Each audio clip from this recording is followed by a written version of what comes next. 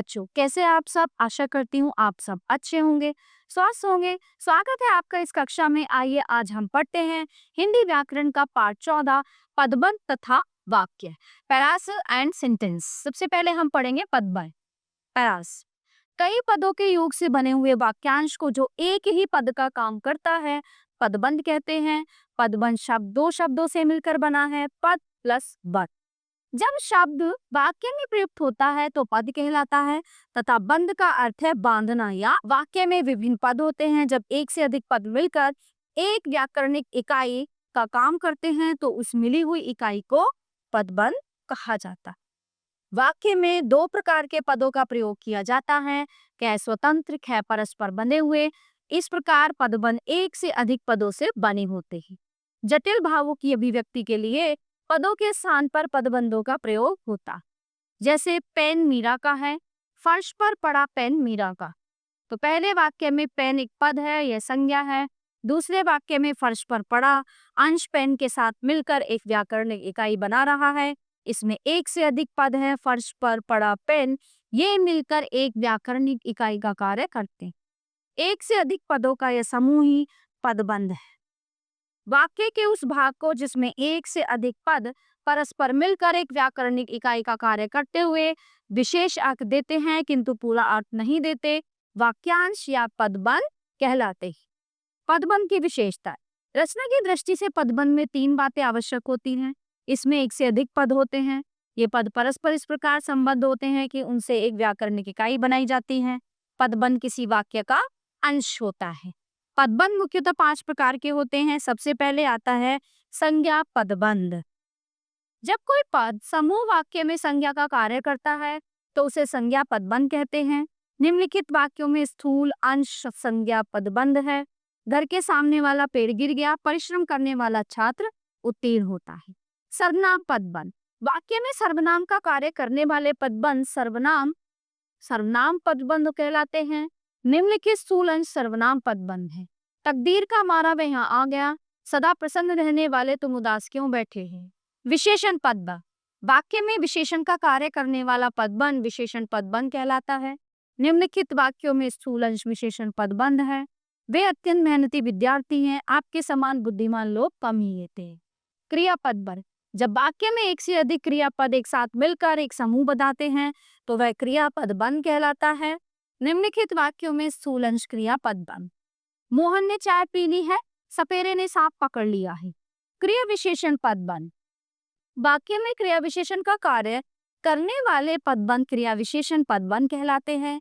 निम्नलिखित वाक्यों में स्थूल अंश क्रिया विशेषण पदबंध है। पिछले दिनों की अपेक्षा आज सर्दी अधिक है, वह तेज दौड़ते दौड़ते थक गया। नेक्स्ट टॉपिक है हमारा वाक्य। सार्थक शब्दों का ऐसा समूह जो व्यवस्थित हो और कोई अर्थ देता हो वाक्य कहलाता है। ठीक है, निम्नलिखित को ध्यान पूर्वक पढ़िए। जिस तरह मनुष्य में जीवन है उसी तरह वृक्षों में भी जीवन। जब देश स्वतंत्र हुआ तब इसकी जनसंख्या 36 करोड़ थी। तो उपरोक्त सभी कथन हमारे मुख से निकलने वाली ध्वनियां हैं। ये ध्वनियां सार्थक हैं, इनमें पदों का व्यवस्थित क्रम है, अतः ये वाक्य है। वाक्य के तत्व, वाक्य के निम्नलिखित 6 अनिवार्य तत्व माने जाते हैं। सार्थकता, सार्थक शब्दों का प्रयोग वाक्य की प्रथम आवश्यकता होती है।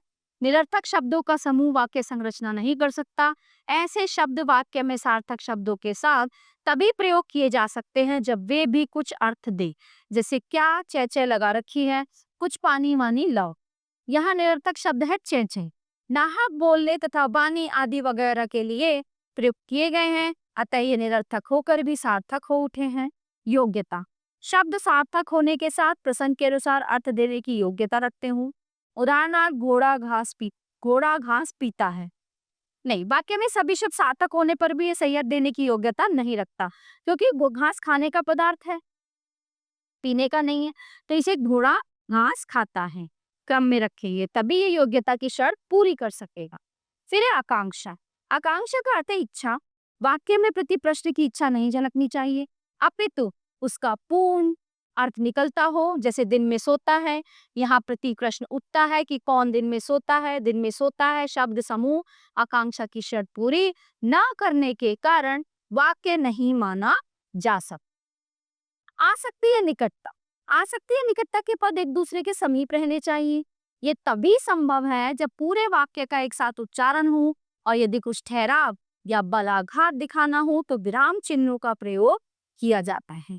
यदि पहले देश के राष्ट्रपति कहा जाए और 5 मिनट पश्चात आज रात्रि 8 बजे कहा जाए तथा पुनः 5 मिनट बाद कहा जाए देश के नाम संदेश प्रसारित करेंगे, तो यह आसक्ति गुण रहित शब्द समूह रह जाएगा।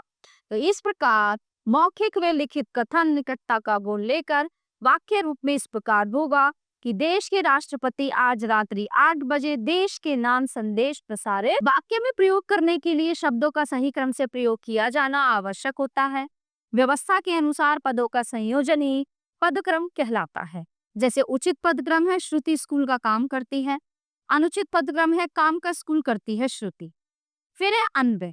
अन्वय का अर्थ है मेल। तो वाक्य में प्रयुक्त क्रिया के साथ कर्ता, कर्ण, लिंग, वचन तथा पुरुष की अन्विति होना आवश्यक है, अन्यथा वाक्य अशुद्ध हो जाता है। वाक्य के अंग। वाक्य के प्रमुख रूप से निम्नलिखित 2 अंग होते हैं। पहला है उद्देश्य। तो वाक्य में कर्ता या उसके विस्तार अथवा जिस व्यक्ति या वस्तु के बारे में कुछ कहा जाए उसे उद्देश्य कहते हैं। जैसे सविता गीत गा रही है, यहाँ सविता के विषय में कहा गया है, अतः सविता वाक्य का उद्देश्य है। विधेय।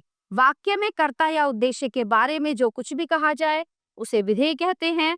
जैसे सविता गीत गा रही है, यहाँ गीत गा रही है में उद्देश्य के विषय में बताया गया है, अतः यही वाक्य का विधेय। वाक्य के भेद। वाक्यों का वर्गीकरण करने के 2 आधार हैं। रचना के आधार पर वाक्य भेद। रचना की दृष्टि से वाक्यों के निम्नलिखित भेद हैं। पहला, सरल वाक्य। जिस वाक्य में एक उद्देश्य और एक ही विधेय हो उसे सरल वाक्य कहा जाता है। जैसे मोहन बाजार जा रहा है। संयुक्त वाक्य। जिस वाक्य में 2 स्वतंत्र उपवाक्य किसी समानाधिकरण समुच्चय बोधक द्वारा परस्पर जुड़े हों वह संयुक्त वाक्य होता है। जैसे वह बाजार गया और उसने फल खरीदे। यहाँ पहले खेत था परंतु अब घनी बस्ती। तो यह प्रत्येक वाक्य के स्वतंत्र उपवाक्य समानाधिकरण समुच्चय बोधक क्रमशः है और तथा परंतु से जुड़े हैं, अतः ये संयुक्त वाक्य है। मिश्र वाक्य। जिस वाक्य में मुख्य उपवाक्य और शेष आश्रित उपवाक्य हों उसे मिश्र वाक्य कहा जाता है। मिश्र वाक्य में उपवाक्य व्यधिकरण समुच्चय बोधक शब्दों द्वारा जुड़े होते हैं। जैसे प्रधानाचार्य ने कहा कि कल छुट्टी रहेगी, वह कौन सा क्षेत्र है जहां मानव ने अपना कदम नहीं रखा। तो उपरोक्त दोनों वाक्यों के उपवाक्य व्यधिकरण समुच्चय बोधक क्रमशः की तथा जहां द्वारा जुड़े हैं, अतः ये मिश्र वाक्य है। आश्रित उपवाक्य किसी न किसी योजक से जुड़े होते हैं। प्रधान उपवाक्य किसी वाक्य का जो उपवाक्य स्वतंत्र होता है, दूसरे उपवाक्य पर निर्भर नहीं होता बल्कि दूसरे उपवाक्य पर आश्रित होते हैं, उसे प्रधान उपवाक्य कहते हैं। जैसे मुझे लगा कि कबूतर उड़ जाएगा, यहाँ मुझे लगा प्रधान उपवाक्य है। आश्रित उपवाक्य। जो उपवाक्य दूसरे उपवाक्यों पर आश्रित होते हैं वे आश्रित उपवाक्य कहलाते हैं। इनका अभिप्राय दूसरे उपवाक्य की सहायता से ही प्रकट होता है। जैसे मुझे लगा कि कबूतर उड़ जाएगा, यहाँ कबूतर उड़ जाएगा आश्रित उपवाक्य है। मिश्र वाक्य में आश्रित उपवाक्य मुख्यतः 3 प्रकार के होते हैं। पहला है संज्ञा उपवाक्य। जिस आश्रित उपवाक्य का प्रयोग प्रधान उपवाक्य के उद्देश्य कार्य अथवा पूरक के बदले होता है उसे संज्ञा उपवाक्य कहते हैं। जैसे चोर जानता है कि उसे जेल क्यों भेजा गया। प्रधान उपवाक्य कौन है? चोर जानता है। और संज्ञा उपवाक्य उसे जेल क्यों भेजा गया। संज्ञा उपवाक्य बहुधा प्रधान उपवाक्य से की द्वारा जुड़े होते हैं। विशेषण उपवाक्य। जो आश्रित उपवाक्य प्रधान उपवाक्य में आए संज्ञा या सर्वनाम की विशेषता बताता है उसे विशेषण उपवाक्य कहती है। जैसे ये वही लड़का है जिसने चोरी की थी। प्रधान उपवाक्य ये वही लड़का है। विशेषण उपवाक्य जिसने चोरी की थी लड़के की विशेषता बताता है। फिर है क्रिया विशेषण उपवाक्य। जो आश्रित उपवाक्य प्रधान उपवाक्य क्रिया का विशेषण बनकर आता है वह क्रिया विशेषण उपवाक्य कहलाता है। जैसे जब मैं वहां गया तब वह पढ़ रहा था, तो प्रधान उपवाक्य वह पढ़ रहा था। क्रिया विशेषण उपवाक्य जब मैं वहां गया। अर्थ के आधार पर वाक्य के भेद। अर्थ के आधार पर वाक्य 8 प्रकार के होते हैं। पहला होता है विधानवाचक वाक्य।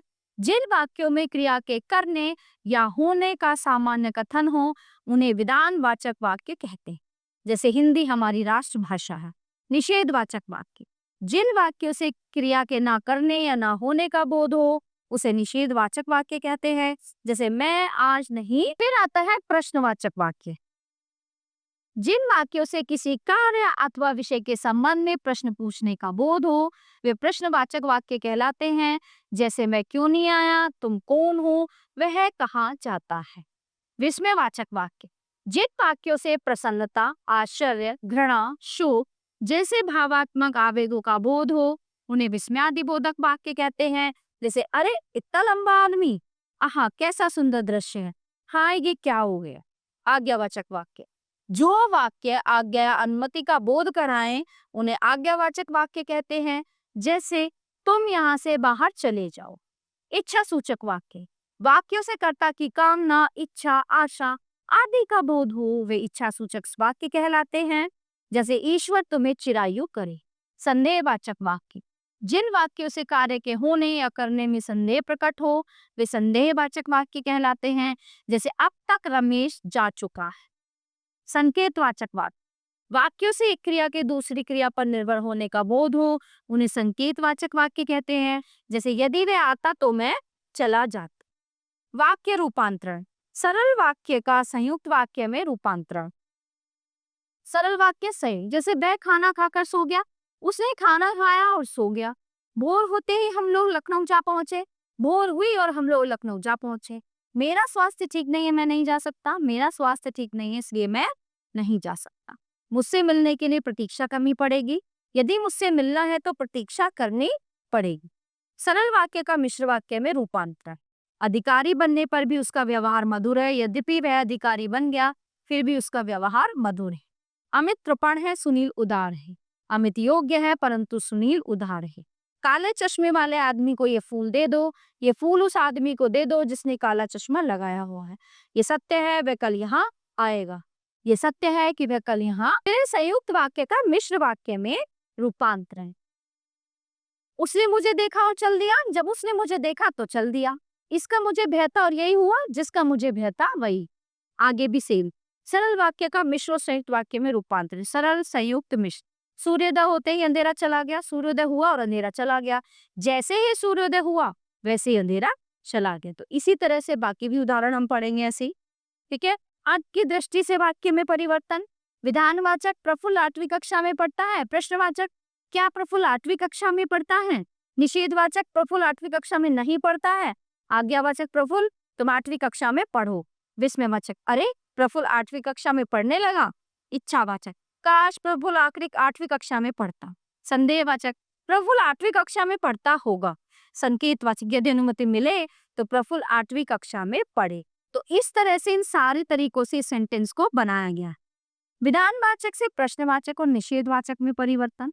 विधानवाचक, पुलिस को देखते ही चोर भाग गए। प्रश्नवाचक, क्या पुलिस को देखते ही चोर भाग गए? निषेधवाचक, पुलिस को देखते ही चोर नहीं भागी। अब विधान से विस्मयवाचक, विधान तुम रुक गए, अरे तुम रुक गए। इच्छावाचक से प्रश्नवाचक, संसार से दुख दूर हो जाए, क्या संसार से दुख दूर हो जाए? विधानवाचक आज्ञावाचक, विधान से आज्ञा बनाना।